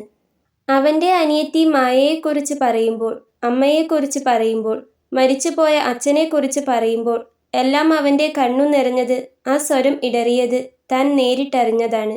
ഇതുപോലെയൊരു മകനെ കിട്ടിയ, ഒരു സഹോദരനെ കിട്ടിയ അവർ ഭാഗ്യം ചെയ്തവരാണെന്ന് അവൾക്ക് തോന്നി. അവൻ്റെ കരഞ്ഞ കണ്ണുകൾ കാണുമ്പോൾ, അവരെക്കുറിച്ചോർത്തുള്ള വെപ്രാളം കാണുമ്പോൾ അവൻ്റെ സ്നേഹത്തിനായി തൻ്റെ ഹൃദയത്തിനുള്ളിലും എവിടെയോ ഒരു കുഞ്ഞു മോഹം തോന്നുന്നു. ജീവിതത്തിൽ ആദ്യമായി ഈ ഒരുവൻ്റെ സ്നേഹത്തിനായി ആശ തോന്നുന്നു. താനൊന്നും പറഞ്ഞില്ല. അവൻ വീണ്ടും അത് ചോദിച്ചപ്പോഴാണ് അവൾ ചിന്തകളിൽ നിന്നും പുറത്തേക്ക് വന്നത്. എന്താ ചോദിച്ചേ? ഞാൻ കേട്ടില്ല, അവൾ പറഞ്ഞു. അത് തനിക്ക് ഈ കല്യാണത്തിന് സമ്മതമാണോന്ന് അവൻ വീണ്ടും ചോദിച്ചു. അതു കേട്ടതും അവളൊന്ന് ചിന്തിച്ചു. തനിക്ക് സമ്മതമാണോന്ന്? അല്പം മുൻപ് പോലും താൻ ആഗ്രഹിച്ചത് ഈ സ്നേഹത്തിൻ്റെ ഒരു പങ്ക്, ഈ ഹൃദയത്തിൽ ഒരു സ്ഥാനം, അത് തനിക്കും കിട്ടിയിരുന്നെങ്കിലോ എന്നല്ലേ. എൻ്റെ മുൻപിലുള്ള ഏക വഴിയാണ് ഈ വിവാഹം. ഇതൊരു കച്ചവടം പോലെ പറയുകയല്ല, സ്ത്രീധനമായി ചോദിക്കുകയുമല്ല. പക്ഷേ എൻ്റെ അനിയത്തിയുടെ ജീവൻ രക്ഷിക്കാൻ എനിക്ക് ഇത്രയും പണം ആവശ്യമാണ്. അതുകൊണ്ട് മാത്രമാണ് ഞാൻ ഇത്രയും പണം ആവശ്യപ്പെട്ടത്. എനിക്കൊരു സഹായം, ഞാൻ അത്രമാത്രമേ ഇതിനെ കാണുന്നുള്ളൂ. പക്ഷേ എൻ്റെ ആവശ്യങ്ങൾക്കും എൻ്റെ കാര്യങ്ങൾ നടക്കാനും നിങ്ങളെ നിർബന്ധിക്കാൻ പറ്റില്ലല്ലോ. അതുകൊണ്ട് തീരുമാനം പറയേണ്ടത് താനാണ്. തൻ്റെ ആ തീരുമാനത്തിലിരിക്കും ഞങ്ങൾ 3 പേരുടെയും ജീവിതം, മഹി പറഞ്ഞു നിർത്തി. ശേഷം പ്രതീക്ഷയോടെ അവളെ നോക്കി. എന്നാൽ അപ്പോഴേക്കും പ്രിയയാകെ ആശയക്കുഴപ്പത്തിലായിരുന്നു. എന്തോ ആളോട് വല്ലാത്തൊരു ആരാധനയും ബഹുമാനവും ഒക്കെ തോന്നുന്നുണ്ട്. അതിലുപരി ഈ കുറച്ചു സമയത്തിനുള്ളിൽ തന്നെ താനും ആ സ്നേഹം ആഗ്രഹിച്ചു പോയി എന്നതും സത്യമാണ്. പക്ഷേ മനസ്സിപ്പോഴും ഒരു സംശയത്തിലാണ്. ആളൊരു പാവമാണ്. അമ്മയെയും അനിയത്തിയെയും ജീവന് തുല്യം സ്നേഹിക്കുന്ന ഒരു സാധാരണക്കാരൻ. അത് ഈ കുറഞ്ഞ സമയം കൊണ്ട് തന്നെ മനസ്സിലായതാണ്. പക്ഷേ തന്നെ അലട്ടുന്ന കാര്യം അതൊന്നുമല്ല. തന്നോട് ആൾക്ക് ഇഷ്ടമുണ്ടോ? തന്നെ സ്നേഹിക്കാൻ ആൾക്ക് കഴിയുമോ? ഇപ്പോഴത്തെ അവസ്ഥയിൽ പിടിച്ചു നിൽക്കാനുള്ള വെപ്രാളത്തിൽ തനിക്ക് സംഭവിച്ചതെല്ലാം ഇനി ഒരു പ്രശ്നമായി ആൾക്ക് തോന്നാത്തതാവുമോ? അവസാനം എല്ലാം കഴിയുമ്പോൾ തന്നോട് ഇഷ്ടം തോന്നാതിരിക്കുമോ? വെറുപ്പ് തോന്നുമോ? അങ്ങനെയെല്ലാം ചിന്തിക്കുമ്പോൾ അവൾക്ക് പെട്ടെന്ന് അവനോട് എന്ത് പറയണമെന്നറിഞ്ഞില്ല. കാരണം അവളുടെ സാഹചര്യവും മാനസികാവസ്ഥയും അപ്പോൾ അങ്ങനെയായിരുന്നു. അവളൊന്നും പറയാതെ തിരിഞ്ഞു നടന്നു. അതു കണ്ട് മഹിക്കെന്തോ ഒരു പന്തികേട് തോന്നി. ഒന്ന് നിൽക്കൂ, ഒന്നിനും നിർബന്ധിക്കില്ല. തനിക്കിഷ്ടമുള്ളത് തീരുമാനിക്കാം. പക്ഷേ അതെന്താണെങ്കിലും ഒന്ന് പറഞ്ഞിട്ട് പോകൂ. പിറകിൽ നിന്നും മഹി അത് പറഞ്ഞതും പ്രിയയൊന്ന് നിന്നു. പ്ലീസ്, എന്താണെങ്കിലും പറഞ്ഞിട്ട് പോകൂ, മഹി വീണ്ടും പറഞ്ഞു. ദയനീയമായിരുന്നു അവൻ്റെ ആ വാക്കുകൾ. തീയിലാണ് താനിപ്പോൾ നിൽക്കുന്നതെന്ന് പോലും മഹിക്ക് തോന്നി. അവൻ്റെ ആ അവസ്ഥ പ്രിയയ്ക്കും മനസ്സിലാവുന്നുണ്ടായിരുന്നു. അവൾ അവനെ ഒന്ന് നോക്കി. ആ മുഖത്തേക്ക് നോക്കുമ്പോൾ, ആ കണ്ണുകളിലേക്ക് നോക്കുമ്പോൾ താനും തളർന്നു പോകുന്നുണ്ടെന്ന് പ്രിയയ്ക്ക് തോന്നി. കുറച്ചു സമയം കൊണ്ട്, വളരെ കുറച്ചു സമയം കൊണ്ട് ഒരാൾക്ക് മറ്റൊരാളുടെ മനസ്സിൽ ഇത്രമേൽ ആഴ്ന്നിറങ്ങാൻ പറ്റുമോ? ഇത്രമേൽ സ്വാധീനം ചെലുത്താൻ പറ്റുമോ? അതായിരുന്നു അവൾ അപ്പോൾ ചിന്തിച്ചത്. പക്ഷേ അവൻ തന്നെ സ്നേഹിക്കുമോ ഇല്ലയോ എന്നതൊന്നുമല്ല അവൾ പിന്നീട് ചിന്തിക്കുന്നത്. മഹി അല്ലെങ്കിൽ മറ്റൊരുവൻ. അച്ഛൻ ആരെയെങ്കിലും കണ്ടുപിടിച്ച് തൻ്റെ കല്യാണം ഉടനെ നടത്തും. മറിച്ച് താൻ ഈ കല്യാണത്തിന് സമ്മതിച്ചാൽ അവൻ്റെ അനിയത്തി രക്ഷപ്പെടും, ആ കുടുംബം തന്നെ രക്ഷപ്പെടും. താൻ കാരണം അങ്ങനെയെങ്കിലും ഒരു നല്ല കാര്യം നടക്കട്ടെ, അവൾ ഉറപ്പിച്ചു. ഒന്നും പറഞ്ഞില്ല, മഹി വീണ്ടും ചോദിച്ചു. അത് എന്താണ് പറയേണ്ടത്, എങ്ങനെയാണ് പറയേണ്ടത് എന്നൊന്നും എനിക്കറിയില്ല. എൻ്റെ കാര്യങ്ങളെല്ലാം ഞാൻ ആദ്യമേ പറഞ്ഞല്ലോ. പെട്ടെന്ന് ഒരു ദിവസം ആരോ നശിപ്പിച്ചു കളഞ്ഞതാണ് എൻ്റെ ജീവിതം. അത് അറിഞ്ഞുകൊണ്ട് തന്നെ ഇയാൾക്ക് എന്നെ സ്വീകരിക്കാൻ പറ്റുമെങ്കിൽ, ഇയാളുടെ അമ്മയെയും അനിയത്തിയെയും സ്നേഹിക്കുന്നതിൻ്റെ ഒരു പങ്ക് എനിക്കും കൂടി തരുമെങ്കിൽ എനിക്ക് വിവാഹത്തിന് സമ്മതമാണ്. 15 ലക്ഷമല്ല, ഓപ്പറേഷന് വേണ്ടത് എത്രയാണോ അത്രയും അച്ഛൻ തരും. ആ കാര്യം ആലോചിച്ച് ഇനി ടെൻഷൻ അടിക്കരുത്. അത്രയും പറഞ്ഞുകൊണ്ട് പ്രിയ മുന്നോട്ടു നടന്നു. പ്രിയയുടെ നാവിൽ നിന്നും കേട്ട വാക്കുകൾ മഹിയുടെ ഹൃദയത്തെയാകെ തണുപ്പിക്കാൻ പാകത്തിനുള്ളതായിരുന്നു. അവന് വല്ലാത്ത ആശ്വാസം തോന്നി. അതിൻ്റെ കൂടെ അവൾ പറഞ്ഞ മറ്റൊരു വാചകവും. അമ്മയെയും അനിയത്തിയെയും സ്നേഹിക്കുന്നതിൻ്റെ ഒരു പങ്ക് എനിക്കും കൂടി തരുമെങ്കിൽ. ആ വാക്കുകൾ അവൻ വീണ്ടും ഓർത്തെടുത്തതും അറിയാതെ അവൻ്റെ ചുണ്ടിലൊരു പുഞ്ചിരി വിരിഞ്ഞു. മുന്നോട്ട് നടക്കുന്ന അവളെ അവൻ സ്നേഹത്തോടെ നോക്കി. കുറച്ചു മുൻപോട്ട് നടന്ന ശേഷം പ്രിയയൊന്ന് നിന്നു. പിന്നെ മെല്ലെ തിരിഞ്ഞു നോക്കി. തന്നെ നോക്കി നിൽക്കുന്ന മഹിയെ കണ്ട് അവളൊന്ന് പുഞ്ചിരിച്ചു. ആ പുഞ്ചിരിയോടെ തന്നെ അവൾ അകത്തേക്ക് നടന്നു. സമയം കുറച്ചധികമായിരുന്നു മഹിയും പ്രിയയും പുറത്തേക്ക് പോയിട്ട്. ആ സമയം അത്രയും നാരായണേട്ടനടക്കം അവളുടെ അമ്മയുടെയും അച്ഛൻ്റെയും ഉള്ളിൽ തീയായിരുന്നു. മഹിയെക്കുറിച്ച് നന്നായി അറിയുന്നതുകൊണ്ട് തന്നെ നാരായണേട്ടന് അവനോട് ഒരു പ്രത്യേക വാത്സല്യം ഉണ്ടായിരുന്നു. അനിയത്തിക്ക് വേണ്ടിയാണ് അവൻ ഈ ചെറുപ്രായത്തിൽ തന്നെ ഇത്രയധികം കിടന്നോടുന്നതെന്ന് അയാൾക്ക് അറിയാമായിരുന്നു. ഈ കല്യാണത്തോടു കൂടി എല്ലാം ശരിയാകും എന്നൊരു പ്രതീക്ഷയിലാണ് അവൻ ഇവിടെ വരെ വന്നത് തന്നെ. എന്നാൽ അതെല്ലാം ഇല്ലാതെയാവുകയാണോ എന്ന് ഒരു നിമിഷം അയാൾ ഭയന്നു. സംസാരം മതിയാക്കി അകത്തേക്ക് കയറി വരുന്ന പ്രിയയെ കണ്ട് അമ്മയുടെ മുഖത്തെ വെപ്രാളം ഒന്നുകൂടി കൂടി. അവരവളുടെ മുഖത്തേക്ക് തന്നെ ഒന്ന് സൂക്ഷിച്ചു നോക്കി. ഇല്ല, പ്രതീക്ഷിച്ചതുപോലെ ദേഷ്യമോ വീർപ്പിച്ചു കെട്ടലോ ഒന്നുമില്ല. പക്ഷെ എന്തോ ഒരു മാറ്റം അവളുടെ മുഖത്ത് വന്നതുപോലെ അവർക്ക് തോന്നി. നേർത്തൊരു പുഞ്ചിരി അവളുടെ ചുണ്ടിൽ പറ്റിപ്പിടിച്ചിരിക്കുന്നത് പോലെ. ഇനി തൻ്റെ തോന്നലായിരിക്കുമോ? അവരോർത്തു.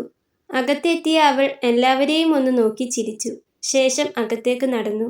അവൾക്ക് പിറകെ മഹിയും കയറി വന്നു. മഹി നേരത്തെ ഇരുന്നിരുന്ന നാരായണേട്ടൻ്റെ അരികിലുള്ള അതേ ഇടത്ത് തന്നെ ചെന്നിരുന്നു. എന്തായി മോനെ?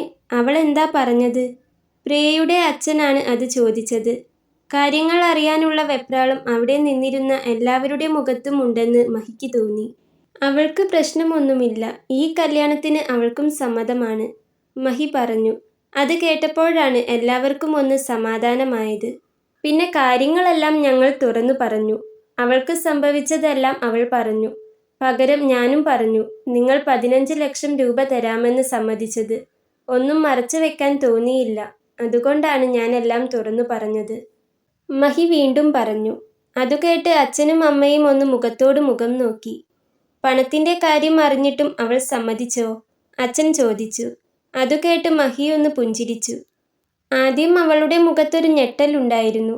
ഇതിനു മുൻപ് വന്ന ചിലർ പണം ചോദിച്ചിരുന്നു എന്നും അതുകൊണ്ടാണ് ആ ആലോചനകളെല്ലാം നടക്കാതെ പോയതെന്നും പറഞ്ഞു. പക്ഷേ ഞാൻ എൻ്റെ കാര്യങ്ങളെല്ലാം പറഞ്ഞു. അതറിഞ്ഞപ്പോൾ സമ്മതിച്ചു, മഹി പറഞ്ഞു. അതുകേട്ട് അമ്മയും അച്ഛനും ഒന്ന് ചിരിച്ചു. ആ നേർത്തൊരു ചിരിയിൽ അവർക്കുണ്ടായ ആശ്വാസം അതേപോലെ നിറഞ്ഞു നിന്നിരുന്നു. നിങ്ങളോടെല്ലാം എങ്ങനെയാണ് നന്ദി പറയേണ്ടതെന്ന് എനിക്കറിയില്ല.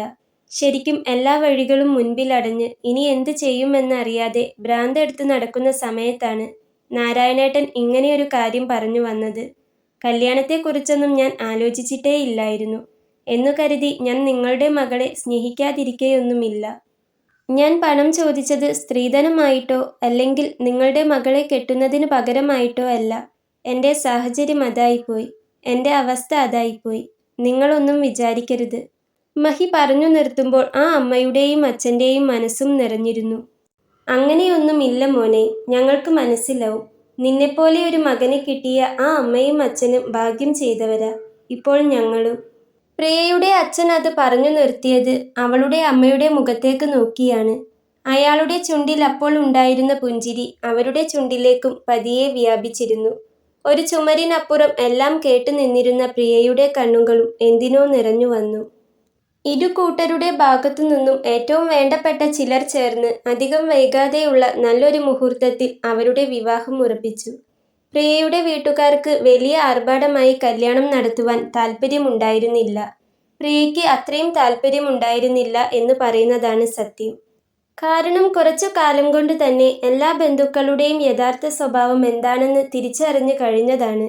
അവരുടെയൊന്നും മുഖം വീണ്ടും കാണാനോ അവരുടെ ദുഷിച്ച മനസ്സിൽ നിന്നുമുള്ള അനുഗ്രഹം ഏറ്റുവാങ്ങിക്കൊണ്ട് ഒരു വിവാഹമോ അവൾ ആഗ്രഹിച്ചിരുന്നില്ല.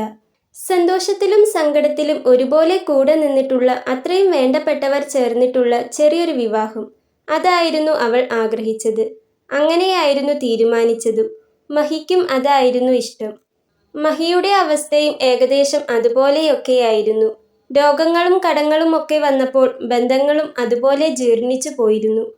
ഇന്നാണ് അവരുടെ കല്യാണം. കൃഷ്ണന്റെ അമ്പലത്തിൽ വെച്ച് ചെറിയൊരു താലികെട്ട്. കടും ചുവപ്പ് കളറിലുള്ള പട്ടുസാരിയായിരുന്നു പ്രിയയുടെ വേഷം. അത്യാവശ്യം ആഭരണങ്ങളെല്ലാം അവളുടെ ദേഹത്തുണ്ടായിരുന്നു. ചെറിയ രീതിയിലുള്ള സാധാരണ മേക്കപ്പ് ആയിരുന്നു അവൾ ചെയ്തിരുന്നത്. തല നിറച്ച് മുല്ലപ്പൂ കൂടി വന്നതും അവളുടെ ഭംഗി 10 മടങ്ങ് വർദ്ധിച്ചിരുന്നു. ചന്ദന കളർ ഷർട്ടും സ്വർണ്ണക്കരയുള്ള കസവുമുണ്ടുമായിരുന്നു മഹിയുടെ വേഷം. മുടിയും കുറച്ചു മാത്രമുള്ള താടിയുമെല്ലാം വെട്ടിയൊതുക്കി അവനും വളരെ സുന്ദരനായിരുന്നു. അന്ന് മായ ഒരു ഡാർക്ക് ഗ്രീൻ ചുരിദാറായിരുന്നു ധരിച്ചിരുന്നത്. അണിഞ്ഞൊരുങ്ങി നിൽക്കുന്ന അവളെ അങ്ങനെ കാണുമ്പോൾ മഹിക്ക് വല്ലാത്ത സന്തോഷം തോന്നി. കാലം കുറച്ചായി അവളെ ഇതുപോലെ സുന്ദരിയായി കണ്ടിട്ട്. ഹോസ്പിറ്റലും വീടുമായി കഴിഞ്ഞിരുന്ന അവളുടെ മുഖത്ത് എന്നത്തേക്കാളുമേറെ ഒരു സന്തോഷം അന്നുണ്ടായിരുന്നു. കല്യാണത്തിന് മുൻപ് 2-3 പ്രാവശ്യം മായയും പ്രിയയും തമ്മിൽ ഫോൺ വിളിച്ച് സംസാരിച്ചിട്ടുണ്ടായിരുന്നു. അതിൽ നിന്നും പ്രിയയൊരു പാവമാണെന്ന് മായയ്ക്ക് മനസ്സിലായിരുന്നു. അവർ തമ്മിൽ വല്ലാത്തൊരു അടുപ്പവും ആ ചെറിയ സമയത്തിനുള്ളിൽ ഉടലെടുത്തിരുന്നു. അതുകൊണ്ട് തന്നെ മഹിയെക്കുറിച്ചോർത്തുള്ള പ്രയാസവും മായയിൽ നിന്നും നീങ്ങിപ്പോയിരുന്നു.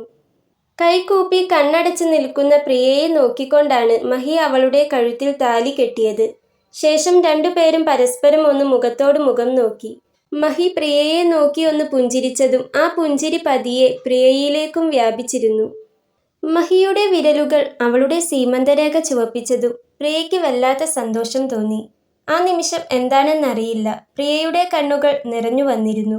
പ്രിയയുടേത് മാത്രമല്ല, മായയുടെയും മഹിയുടെ അമ്മയുടെയും പ്രിയയുടെ അമ്മയുടെയും അച്ഛൻ്റെയും എല്ലാവരുടെയും കണ്ണുകൾ സന്തോഷം കൊണ്ട് നിറഞ്ഞിരുന്നു.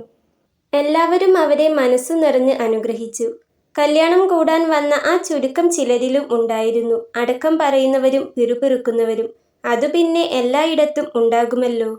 അതു കഴിഞ്ഞ് അവിടെ അമ്പലത്തിൽ തന്നെ കല്യാണസദ്യയും ഒരുക്കിയിരുന്നു. പ്രിയയും മഹിയും ഒരുമിച്ചിരുന്നാണ് കല്യാണസദ്യ കഴിച്ചത്. പ്രിയയ്ക്ക് അരികിലായിരുന്നു മായയും ഇരുന്നിരുന്നത്. ഡയാലിസിസ് ചെയ്യുന്നതുകൊണ്ട് തന്നെ വളരെ കുറച്ചു മാത്രം കഴിക്കാനേ മായയ്ക്ക് പറ്റുമായിരുന്നുള്ളൂ. അമ്പലത്തിലെ കാര്യങ്ങളെല്ലാം കഴിഞ്ഞതും അവർ നേരെ പോയത് മഹിയുടെ വീട്ടിലേക്കാണ്. യാത്ര പറയുന്ന നേരം പ്രിയ അമ്മയെയും അച്ഛനെയും കെട്ടിപ്പിടിച്ച് കരഞ്ഞു. പ്രിയയുടെ വീട്ടുകാരാരും മഹിയുടെ വീട്ടിലേക്ക് അപ്പോൾ പോയിരുന്നില്ല. പ്രിയയെ മഹിക്കൊപ്പം യാത്രയാക്കിയ ശേഷം അവരെല്ലാം അവരുടെ വണ്ടിയിൽ തന്നെ തിരിച്ചുപോയി. കല്യാണത്തോടനുബന്ധിച്ച് മഹിയുടെ വീട് വലുതായി മോടി പിടിപ്പിച്ചിട്ടൊന്നുമില്ലായിരുന്നു. കല്യാണമല്ലേ വരുന്നത്, എന്തെങ്കിലും ആവശ്യമുണ്ടാകുമെന്നും പറഞ്ഞ് പ്രിയയുടെ അച്ഛൻ മഹിക്ക് കുറച്ച് പണം കൊടുക്കാൻ ശ്രമിച്ചെങ്കിലും മഹി അത് സ്നേഹത്തോടെ തന്നെ നിരസിച്ചു. 2 മുറിയുള്ള അത്യാവശ്യം എല്ലാ സൗകര്യങ്ങളുമുള്ള ചെറിയൊരു വാർപ്പ് വീടായിരുന്നു അവൻ്റേത്. ആ വീട് ഒന്നുകൂടി പെയിന്റ് അടിച്ച് വൃത്തിയാക്കാൻ മാത്രമേ ഉണ്ടായിരുന്നുള്ളൂ. അതവൻ കയ്യിൽ നിന്നെടുത്ത് തന്നെ ചെയ്തു. പിന്നെ സഹായിക്കാനും മറ്റും അവൻ്റെ കൂട്ടുകാർ എപ്പോഴും അവന് ചുറ്റുമുണ്ടായിരുന്നു. മഹിയുടെ വണ്ടിക്ക് മുൻപിലായി മറ്റൊരു വണ്ടിയിൽ മഹിയുടെ അമ്മയും മായയുമെല്ലാം കുറച്ചു നേരത്തെ തന്നെ പുറപ്പെട്ടിരുന്നു. മഹിയുടെ വണ്ടി അവരുടെ വീട്ടുമുറ്റത്ത് വന്നു നിന്നതും ആദ്യം അതിൽ നിന്നും ഇറങ്ങിയത് മഹിയാണ്. അതിനു പിറകെ തന്നെ പ്രിയയും ഇറങ്ങി. ഒരുപാടൊന്നുമില്ലെങ്കിലും അത്യാവശ്യം ആളുകളൊക്കെ അവിടെയും ഉണ്ടായിരുന്നു. 2 പേരെയും ആരതി ഒഴിഞ്ഞ ശേഷം അമ്മ പ്രിയയുടെ കയ്യിലേക്ക് നിറഞ്ഞ മനസ്സോടെ തന്നെ നിലവിളക്ക് കൊടുത്തു. എന്തോ വിളക്ക് വാങ്ങുന്നതിന് മുൻപേ അവളുടെ നോട്ടം പോയത് മഹിയുടെ മുഖത്തേക്കാണ്. അവളുടെ ആ നോട്ടം കണ്ടതും അവൻ യാന്ത്രികമായി തന്നെ അവളോട് വാങ്ങിച്ചോളാൻ കണ്ണുകൊണ്ട് കാണിച്ചു. അവൾ ആ നിലവിളക്കും പിടിച്ചുകൊണ്ട് അവൻ്റെ വീട്ടിലേക്ക് വലതുകാല് വെച്ചു കയറി. പിന്നീട് മധുരം കൊടുക്കുന്ന ചടങ്ങായിരുന്നു. അതെല്ലാം അതിൻ്റെ മുറ പോലെ തന്നെ നടന്നു. അവളെ സാരി മാറാനും ആഭരണങ്ങൾ മാറാനുമെല്ലാം സഹായിച്ചത് മായയായിരുന്നു. അങ്ങോട്ടും ഇങ്ങോട്ടും സംസാരിച്ചു കൊണ്ടിരിക്കുമ്പോഴും പരസ്പരം 2 പേർക്കും വല്ലാത്തൊരു സ്നേഹമോ അനുകമ്പയോ എന്തൊക്കെയോ തോന്നുന്നുണ്ടായിരുന്നു. എങ്കിലും 2 പേരും അത് പുറത്ത് കാണിച്ചില്ല. കാരണം അവർ 2 പേർക്കും നന്നായി അറിയാമായിരുന്നു സഹതാപത്തോടെയുള്ള നോട്ടമോ വാക്കുകളോ എത്രമാത്രം അസഹനീയമാണെന്ന്. വൈകുന്നേരം പ്രിയയുടെ വീട്ടിൽ നിന്നും അവളുടെ അച്ഛനും വേണ്ടപ്പെട്ട 2-3 കാരണവന്മാരും വന്നിരുന്നു. അച്ഛനെ കണ്ടതും പ്രിയ വേഗം അവർക്കരികിലേക്ക് ചെന്ന് അച്ഛനെ കെട്ടിപ്പിടിച്ചു. അവൾ വിരുന്നുകാരെ സ്വീകരിക്കുന്നത് പോലെ അവരെ സ്വീകരിച്ചു. അതുകണ്ട് എത്ര പെട്ടെന്നാണ് അവൾ മഹിയുടെ വീട്ടുകാരിയായതെന്ന് അവളുടെ അച്ഛൻ ഓർത്തു. അവർക്ക് വേണ്ടി നല്ല ഭക്ഷണമെല്ലാം മഹി ഒരുക്കിയിരുന്നു. വളരെ നല്ല രീതിയിൽ തന്നെ അവരെ സൽക്കരിച്ചു. നാളെ വിരുന്നിന് വരാൻ പ്രത്യേകം ക്ഷണിച്ച ശേഷമാണ് അവരവിടെ നിന്നും ഇറങ്ങിയത്. യാത്ര പറഞ്ഞ് ഇറങ്ങാൻ നേരം പ്രിയയുടെ കണ്ണുകൾ നിറഞ്ഞു വന്നതും അച്ഛൻ അവളുടെ കണ്ണുകൾ തുടച്ചു കൊടുത്തു. അയാളുടെ കണ്ണുകളും അപ്പോൾ നിറഞ്ഞു വന്നിരുന്നു. തൻ്റെ മകൾക്ക് കിട്ടിയത് നല്ല ജീവിതം തന്നെയാവണേ എന്ന് ആ അച്ഛൻ ഉള്ളുരുക്കി പ്രാർത്ഥിച്ചിരുന്നു. അപ്പോൾ കുറച്ചു നേരം കൂടി കഴിഞ്ഞതും വീട്ടിലെ തിരക്ക് പൂർണ്ണമായും ഒഴിഞ്ഞിരുന്നു. മഹിയുടെ അമ്മയുടെ മൂത്ത സഹോദരി മാത്രമാണ് അവിടെയുണ്ടായിരുന്നത്. രാത്രി എല്ലാവരും ഒരുമിച്ചിരുന്നാണ് അന്ന് അത്താഴം കഴിച്ചത്. വലിയ വീട്ടിലെ കുട്ടിയാണെന്നുള്ള ചിന്തയിൽ എല്ലാവരും അവളോട് അടുത്തിടപഴകുമ്പോൾ അവൾക്ക് പക്ഷേ അങ്ങനെയൊരു ചിന്തയേ ഉണ്ടായിരുന്നില്ല. അവൻ്റെ കൂട്ടുകാരെല്ലാം അതുവരെയും അവിടെ തന്നെ ഉണ്ടായിരുന്നു. ഭക്ഷണം കഴിച്ച് അല്പം മുൻപാണ് എല്ലാവരും അവിടെ നിന്നും പോയത്. അവളുടെ വീടും ആ വീടും തമ്മിൽ വലിയ അന്തരമുണ്ടായിരുന്നെങ്കിലും അവളെ അതൊന്നും ബാധിച്ചിരുന്നില്ല. ഏത് സാഹചര്യത്തിൽ ജീവിക്കാനും അവളുടെ മനസ്സ് എന്നോ പാകമായി കഴിഞ്ഞിരുന്നു. എന്നും രാത്രിയിൽ മായയും അമ്മയും കിടന്ന ശേഷമാണ് മഹി അവൻ്റെ മുറിയിലേക്ക് ചെല്ലാറുള്ളത്. എന്നാൽ ഇന്ന് അതിനെല്ലാം വിപരീതമായി. മായ മഹിയെ ആദ്യം തന്നെ മുറിയിലേക്ക് പറഞ്ഞയച്ചു. അവളുടെ ഏട്ടന്റെ ജീവിതത്തിലെ ഏറ്റവും പ്രത്യേകത നിറഞ്ഞ ഒരു ദിവസമാണ് ഇന്ന് എന്ന് അവൾക്ക് അറിയാമായിരുന്നു. മുറിയിലേക്ക് പോകുന്നതിനു മുൻപായി പ്രിയയുടെ കയ്യിൽ ഒരു ഗ്ലാസ് പാലുകൂടി അവൾ കൊടുത്തയച്ചിരുന്നു. പ്രിയ മുറിയിലേക്ക് കയറിയെന്ന് കണ്ടതും മായ ഒരു പുഞ്ചിരിയോടെ അവളുടെ മുറിയിലേക്ക് വന്നു. പാതി ചാരി വെച്ച വാതിൽ തുറന്നു പ്രിയ മുറിയിലേക്ക് വരുമ്പോൾ മഹി കണ്ണിനു കുറുകെ കൈവച്ചുകൊണ്ട് കട്ടിലിൽ ചാരിയിരിപ്പുണ്ട്.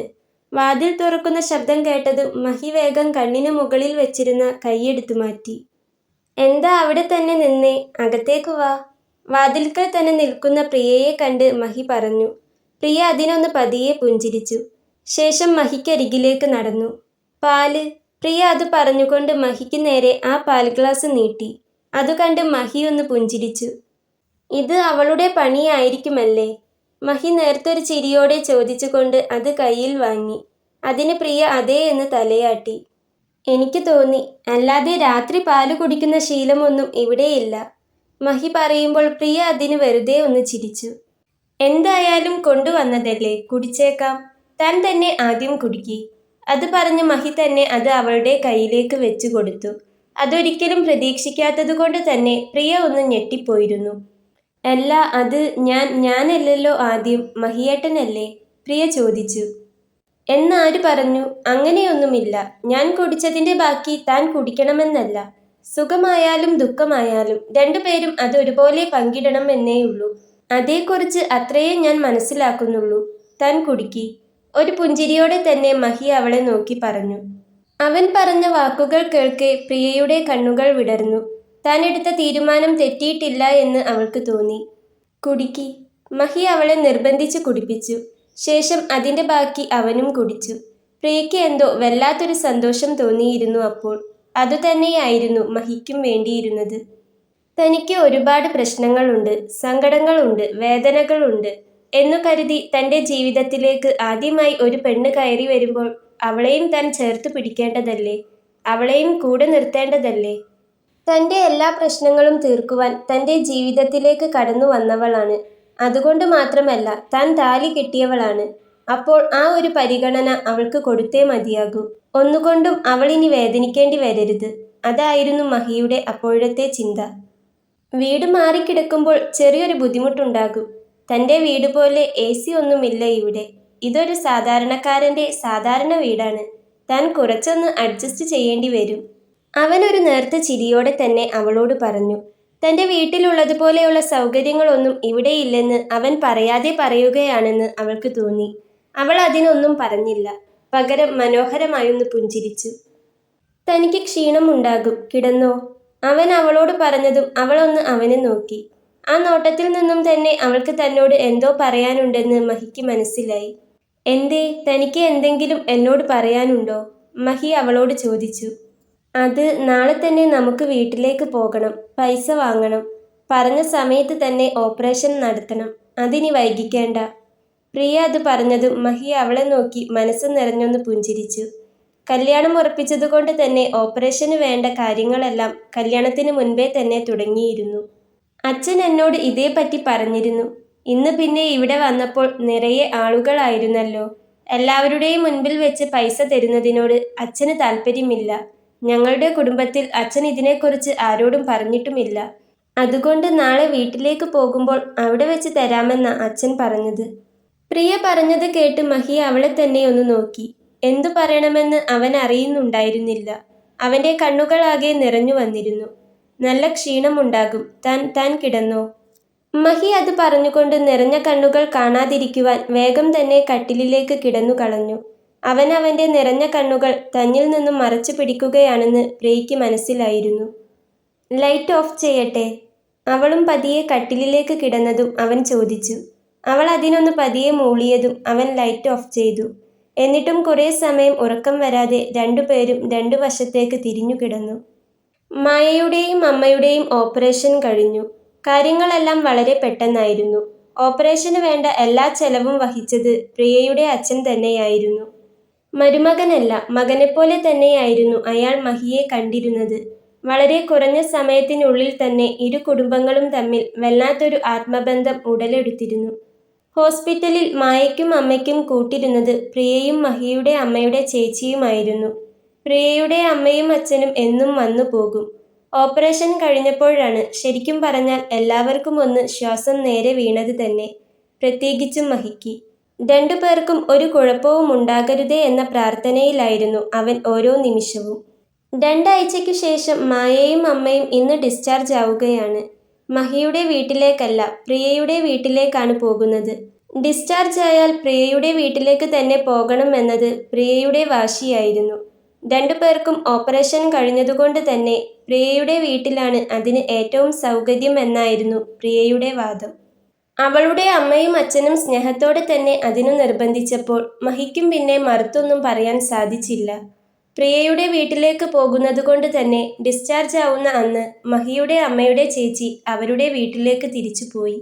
2 ആഴ്ച വീട്ടിൽ നിന്നും മാറി നിന്നതുകൊണ്ടും എല്ലാവരും കൂടി മഹിയുടെ ഭാര്യ വീട്ടിലേക്ക് പോകുന്നതിനോട് താല്പര്യമില്ലാത്തതുകൊണ്ടും പ്രിയയും പ്രിയയുടെ വീട്ടുകാരും അവരോടൊപ്പം ചെല്ലാൻ വിളിച്ചെങ്കിലും അവർ കൂട്ടാക്കിയില്ല. അപ്പോഴും അവർക്കുള്ളിൽ ഒരു ആധി ഉണ്ടായിരുന്നു, തങ്ങളുടെ ഭാഗത്തു നിന്നും അവരെ നോക്കാൻ ആരുമില്ലല്ലോ എന്ന്. എന്നാൽ പ്രിയയ്ക്കും അവളുടെ അമ്മയ്ക്കും മായയെയും അമ്മയെയും നോക്കുന്നത് ഒരു ബുദ്ധിമുട്ടേ ആയിരുന്നില്ല. എങ്കിലും സഹായത്തിന് ഒരാളെ കൂടി ജോലിക്ക് വെച്ചിരുന്നു. അവളുടെ അച്ഛനും അങ്ങനെ തന്നെയായിരുന്നു. സ്വന്തം മകനെപ്പോലെ ഒരു മകനെ കിട്ടിയപ്പോൾ തന്നെ അയാളുടെ എല്ലാ അസുഖങ്ങളും മാറിപ്പോയതുപോലെയായിരുന്നു. അയാൾ ഒന്നുകൂടി ആരോഗ്യവാനായതുപോലെ എല്ലാവർക്കും തോന്നി. ഇനി എന്തെങ്കിലും വേണോ അമ്മേ? അവൾ അമ്മയെ പുതപ്പിച്ചു കൊടുത്തുകൊണ്ട് ചോദിച്ചു. ഏയ് ഇല്ല, മോള് ചെന്ന് കിടന്നോ. ഇന്ന് ഹോസ്പിറ്റലിൽ നിന്നും വന്നതല്ലേയുള്ളൂ, നല്ല ക്ഷീണമുണ്ടാകും. മോള് ചെന്ന് കിടന്നോ, അമ്മ പതിയെ പുഞ്ചിരിച്ചുകൊണ്ട് അവളോട് പറഞ്ഞു. മായേ, നിനക്കോ? അവൾ മായയോട് ചോദിച്ചു. എനിക്കും ഒന്നുമില്ല, ചേച്ചി ചെന്ന് കിടന്നോ, ഏട്ടൻ കാത്തിരിക്കാവൂ, മായ പറഞ്ഞു. മായ കൂടി അത് പറഞ്ഞതും പ്രിയ അമ്മയ്ക്കും മായയ്ക്കും നെറ്റിയിലായി ഓരോ മുത്തം കൊടുത്തു. അത് കല്യാണം കഴിഞ്ഞ് 1-2 ദിവസത്തിന് ശേഷം ഉണ്ടായ ശീലമാണ്. പിന്നെ അവൾ ലൈറ്റ് അണച്ച ശേഷം ഡിം ലൈറ്റ് ഓൺ ചെയ്തു. ശേഷം വാതിൽ പാതി മാത്രം ചാരിവെച്ച് പുറത്തേക്ക് നടന്നു. അവൾ അങ്ങ് പോയതും മായയുടെയും അമ്മയുടെയും കണ്ണു നിറഞ്ഞു വന്നു. പ്രിയയെ കിട്ടിയത് മഹിയുടെ മാത്രമല്ല, അവരുടെ കൂടി ഭാഗ്യമാണെന്ന് ആ 2 മനസ്സും ഒരുപോലെ പറയുന്നുണ്ടായിരുന്നു അപ്പോൾ. മായയും അമ്മയും ഒരു മുറിയിലാണ് കിടക്കുന്നത്. അതിന് തൊട്ടപ്പുറത്തെ മുറി തന്നെയാണ് പ്രിയയുടെ മുറി. എന്താവശ്യമുണ്ടെങ്കിലും വിളിക്കണം എന്ന് പറഞ്ഞാണ് പ്രിയ രാത്രിയിൽ അവരുടെ മുറിയിൽ നിന്നും തൻ്റെ മുറിയിലേക്ക് വന്നത്.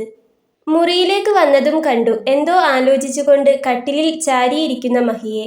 അവളൊന്ന് മഹിയെ നോക്കിക്കൊണ്ട് തന്നെ കബോർഡിന് അരികിലേക്ക് ചെന്നു. അതിൽ നിന്നും മേലു കഴുകി മാറ്റാനുള്ള ഡ്രസ്സും എടുത്ത് അവൾ ബാത്റൂമിലേക്ക് കയറി.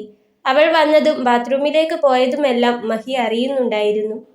മേലു കഴുകി പുറത്തേക്ക് വരുമ്പോഴും മഹി അതേ ഇരുത്തമാണ്. കണ്ണുകൾ അടച്ച് നേരത്തെ ഇരുന്നതുപോലെ തന്നെ ഇരിക്കുന്ന മഹിയെ കണ്ടതും പ്രിയയുടെ മുഖമൊന്ന് ചുളിഞ്ഞു. അവൾ മുടി ഒന്നാകെ എടുത്ത് വാരി നെറുകയിൽ കെട്ടിവെച്ച ശേഷം മഹിക്കരികിലേക്ക് വന്നു. എന്തുപറ്റി? എന്തെങ്കിലും വയ്യായ്കയുണ്ടോ? പ്രിയ അവൻ്റെ നെറ്റിയിലൊന്ന് പതിയെ തൊട്ടുകൊണ്ട് ചോദിച്ചു. അവളുടെ ചോദ്യം കേട്ട് മഹി ഒന്നുമില്ലെന്ന് മൂളി. അപ്പോഴും കണ്ണടച്ച് തന്നെയാണ് ആളിരിക്കുന്നത്. കണ്ണ് തുറക്കാതെ ഇരിക്കുന്ന മഹിയെ കണ്ട് പ്രിയയുടെ നെറ്റി വീണ്ടും ചുളിഞ്ഞു. ഇതെന്തു പറ്റി? അതാണ് അവൾ ചിന്തിച്ചത്. അവൾ അവനരികിലായി വന്നിരുന്നു. പിന്നെ എന്തു പറ്റി? ഏതോ നേരം ഇരിക്കുന്നുണ്ടല്ലോ ഇങ്ങനെ, പനിക്കുന്നുണ്ടോ? അതും ചോദിച്ച് അവൾ വീണ്ടും അവൻ്റെ നെറ്റിയിലും കഴുത്തിലും കൈ ചേർത്ത് വെച്ചു. പെട്ടെന്നാണ് അവളെ ചേർത്ത് പിടിച്ച് അവളുടെ തോളിലേക്ക് അവൻ മുഖം ചേർത്തത്. പെട്ടെന്നായതുകൊണ്ട് തന്നെ അവളൊന്ന് ഞെട്ടിപ്പോയിരുന്നു. ആദ്യത്തെ ആ ഞെട്ടൽ മാറിയതും അവളും അവനെ തന്നോട് ചേർത്ത് പിടിച്ചു. കഴുത്തിൽ നനവ് അറിഞ്ഞു തുടങ്ങിയപ്പോഴാണ് അവൻ കരയുകയാണെന്ന് അവൾക്ക് മനസ്സിലായത്. അവൾ വേഗം അവനെ തന്നിൽ നിന്നും അടർത്തി മാറ്റി. അവൻ്റെ കരഞ്ഞു കലങ്ങിയ കണ്ണുകൾ കണ്ടതും അവൾ അവൻ്റെ മുഖം കൈകളിൽ എടുത്തിരുന്നു. എന്തേ ഇത്ര സങ്കടം? അവൾ അവൻ്റെ കലങ്ങിയ കണ്ണുകളിലേക്ക് നോക്കി തന്നെ ചോദിച്ചു. അതു കേട്ടതും അവൻ വീണ്ടും അവളെ തന്നിലേക്ക് ചേർത്ത് പിടിച്ചു. എനിക്ക് എന്ത് ഇഷ്ടമാണെന്ന് അറിയോ? നീ എന്നും ഇങ്ങനെ എൻ്റെ കൂടെ വേണം. അവൻ അതും പറഞ്ഞുകൊണ്ട് അവളുടെ നെറ്റിയിലൊന്ന് ചുംബിച്ചു. അത്രമേൽ നേർത്ത ആ ചുംബനം അവളുടെ ഹൃദയത്തിലേക്ക് ആഴ്ന്നിറങ്ങാൻ പാകത്തിലായിരുന്നു. അവൾ ഇരു കണ്ണുകളും അടച്ച് ഹൃദയം കൊണ്ടത് സ്വീകരിച്ചു. നീ ഒരുപാട് ക്ഷീണിച്ചു. അവളുടെ ഇളം കറുപ്പ് പടർന്ന കൺതടത്തിലേക്ക് നോക്കിക്കൊണ്ട് അവൻ പറഞ്ഞു. അതിനവൾ അവനെ നോക്കിയൊന്ന് മനോഹരമായി പുഞ്ചിരിച്ചു. നിനക്ക് വല്ലാതെ ബുദ്ധിമുട്ടായല്ലേ? മഹി ഒരു വല്ലായ്മയോടെ അവളോട് ചോദിച്ചു. അതു കേട്ടതും അവളുടെ മുഖം കനത്തു. കള്ളഗൗരവത്തോടെ അവൾ അവനെ നോക്കി. അതെന്താ അങ്ങനെ പറഞ്ഞേ? അവൾ അവനോട് ചോദിച്ചു. അല്ല, മായയെയും അമ്മയെയും നോക്കാൻ നീ ഒരുപാട് കഷ്ടപ്പെടുന്നുണ്ട് അല്ലേ? ഹോസ്പിറ്റലിൽ തന്നെ 2 ആഴ്ച നിന്നു. ഇപ്പോൾ ഇവിടെയും. ബാക്കി പറയാൻ സമ്മതിക്കാതെ അവൾ അവൻ്റെ വാ പൊത്തി. മതി, ഇങ്ങനെയൊന്നും പറയണ്ട. മായ എൻ്റെ അനിയത്തിയാണ്. അമ്മ എൻ്റെ സ്വന്തം അമ്മയും. അങ്ങനെ ഞാൻ കണ്ടിട്ടുള്ളൂ.